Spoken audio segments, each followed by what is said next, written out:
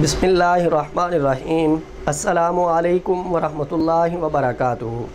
मुअज़्ज़ज़ नाज़रीन हज़रात, आजकल बहुत सारे दोस्त परेशान होते हैं इस मामले में कि हम किसी चीज़ को बेचना चाहते हैं और वो फ़रोख्त नहीं होती, या ये कि अगर कोई चीज़ उस चीज़ को ख़रीदने के लिए आता है तो उसका मुनासिब रेट हमें नहीं देता।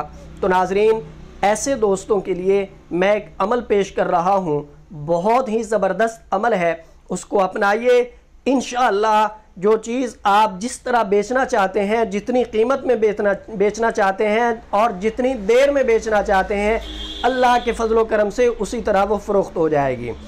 आपने करना क्या है, आपने आयतुल कुर्सी एक कागज़ के ऊपर लिखनी है और फिर सूरह तौबा की आयत 111 फस्तबशिरू बिबैइकुमुल्लज़ी बायातुम बि वज़ालिका हुवल फ़ौज़ुल अज़ीम, इस आयत को भी साथ ही लिख देना है। और उसके बाद सूरह हज की आयत नंबर 27 वाज़िन फिन्नास बिल हज्जि यअतूक रिजालन व अला कुल्लि ज़ामिरिन यातीना मिन कुल्लि फज्जिन अमीक़, इस आयत को भी आपने साथ में ही लिख देना है, तावीज़ बना लेना है।